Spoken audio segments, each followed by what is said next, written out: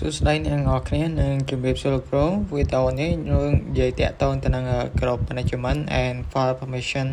and Linux ហើយវីដេអូហ្នឹងយើងមាន9ចំណុចដែលយើងធ្វើការអនុវត្តខ្លះៗហើយសម្រាប់ចំណុចដំបូងយើងបង្កើត Group 3មាន Developer UX UI ហើយនិង DevOps អញ្ចឹងខ្ញុំវាយដើម្បីបង្កើត Group មួយយើងវាយ command sudo group add ហើយនឹងឈ្មោះ group ដែលយើងចង់បង្កើតហើយខ្ញុំធ្វើដាក់ password ឲ្យខ្ញុំមួយសិន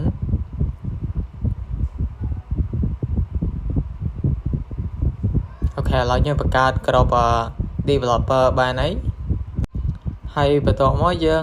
បង្កើត group UX UI មួយទៀតដែលយើងវាយ command ដូចគ្នានឹង sudo group add UX UI ហើយនឹង group មួយទៀតហ្នឹងគឺ group DevOps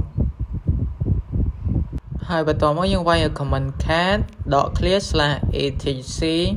ហើយ /group មិញហ្នឹងខ្ញុំវាយខុសដោយសារកន្លែង /etc ហ្នឹងគឺអត់មាន .clear ទេអញ្ចឹងយើងឃើញហើយថា group យើងបានបង្កើត3នៅខាងក្រោមហ្នឹងមាន developer UX UI ហើយនិង DevOps ហ្នឹង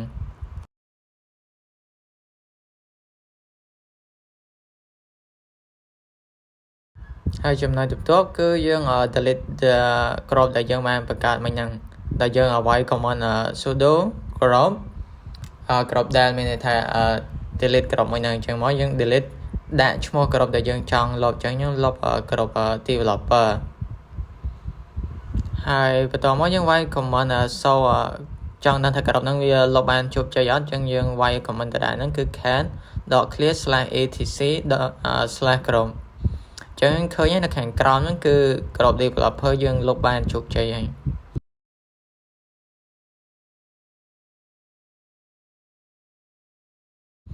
ហើយបន្តមកយើងធ្វើការ add group នឹងសារថ្មីមកយើងវាយ sudo group add group developer នឹងសារថ្មីមកហើយយើងចង់ដឹងថា group នឹងបានបង្កើតយើងវាយ command ដូចមុនមកគឺ cat /etc ហើយ /group នឹងចឹងយើងឃើញហើយ group developer ហ្នឹងគឺយើងបានបង្កើតវាមកវិញហើយចំណុចបន្ទាប់គឺយើង create file txt ដែលមាន developer process .txt UX UI ហើយនិង DevOps ហ្នឹងអញ្ចឹងយើងធ្វើការបង្កើត3 file ហ្នឹងគឺក្នុងពេលតែមួយមកអញ្ចឹងយើងវាយ command sudo type process .txt UX UI ហើយនិង DevOps ហ្នឹងហើយបន្ទាប់មកយើងចុចls.l ដើម្បីឆែកមើល file ដែលយើងបង្កើតមិញហ្នឹង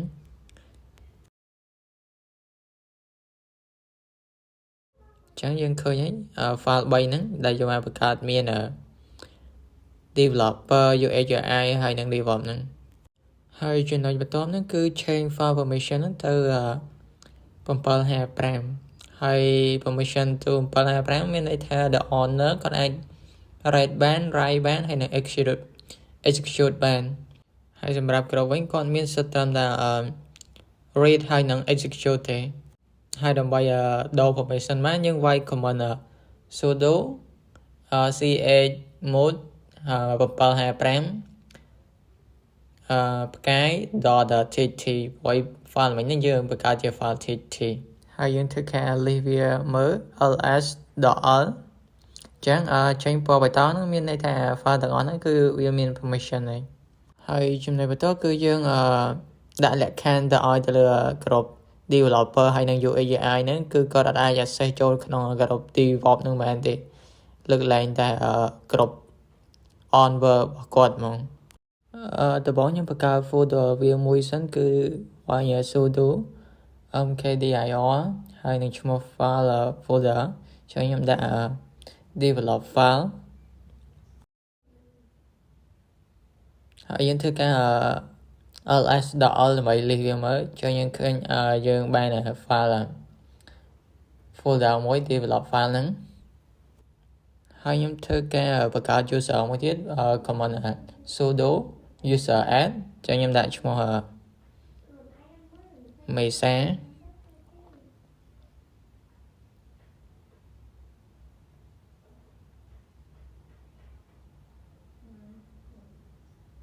ហើយ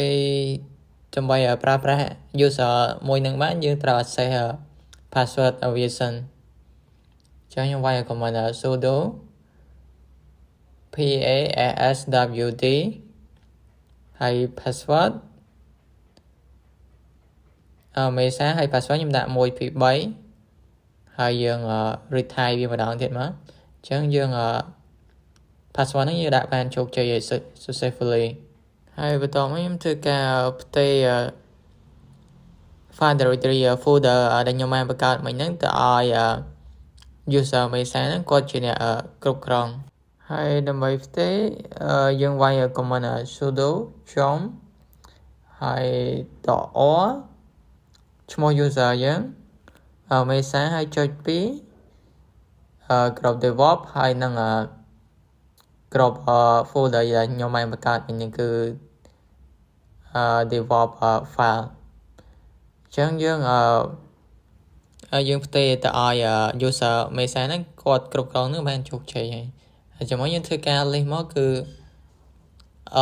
ls.l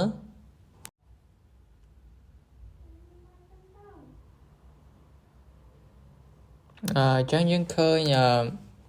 user មេសាហ្នឹងគាត់ខ្លាចទៅជា owner របស់ directory មួយហ្នឹងfile folder ដែលយើងបានបង្កើតមិញហ្នឹងហើយឈ្មោះ develop file ហើយខ្ញុំសូមធ្វើការ set permission ទៅកាន់ develop folder ហ្នឹងទៅជា file 770 បានន័យថា owner គាត់មានសិទ្ធិ read write execute ហើយ group ហ្នឹងគាត់ក៏អាច read write execute បានប៉ុន្តែ order ហ្នឹងគឺអត់បានទេចឹងខ្ញុំត្រូវវាយ command sudo chom 770ហើយនឹងឈ្មោះ category មួយនឹងឈ្មោះ develop file អញ្ចឹងខ្ញុំធ្វើការ ls.l ដើម្បី list វាមើលចឹងយើងឃើញយើងដាក់ permission នឹងបានជោគជ័យ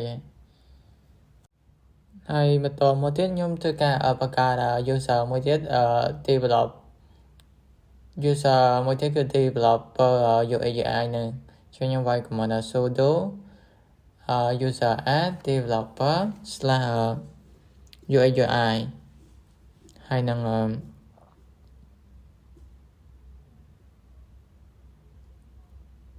UX/pin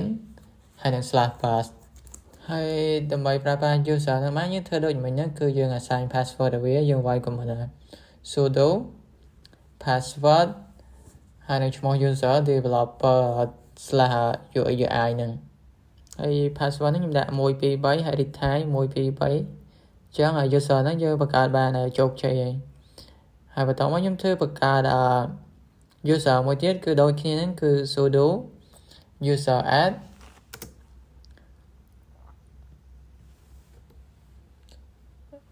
user add develop /user.om.s/bin ហើយ /pass ហើយបន្តមកយើងធ្វើការ assign password ឲ្យវាដូចមិញហ្នឹងវាយ command sudo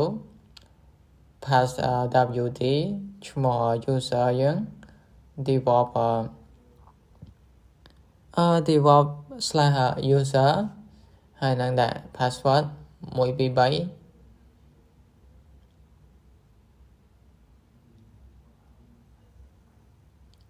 រីថៃ1 2 3អញ្ចឹង user មួយហ្នឹងគឺយើងបង្កើតបានជោគជ័យ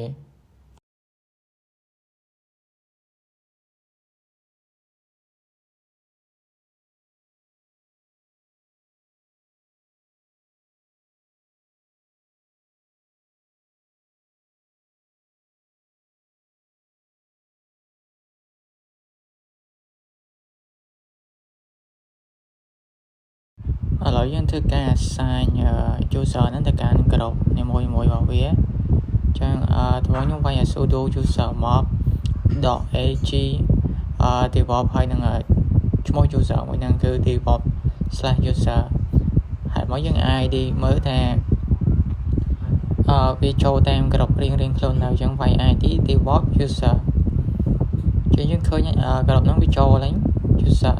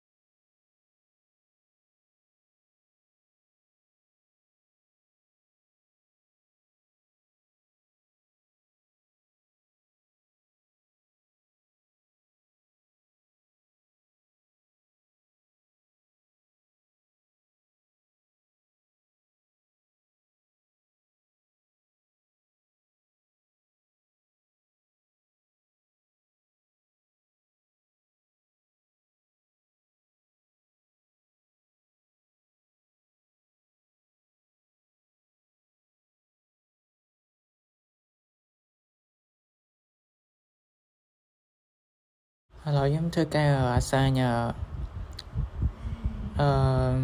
ក្រប user ហ្នឹងទៅកាន់ developer UI អញ្ចឹងវាយគឺដូចតែហ្នឹង sudo user mob .ag developer/UI ហើយខ្ញុំបង្កើតមួយទៀតគឺsudo user mob ag ux/UI ហើយនឹង developer ux/UI ហ្នឹងឡើយខ្ញុំធ្វើការ ID វាមើលចឹងឃើញថា user ហ្នឹងវាចូលតាមក្របរៀងខ្លួនវាមួយៗឯង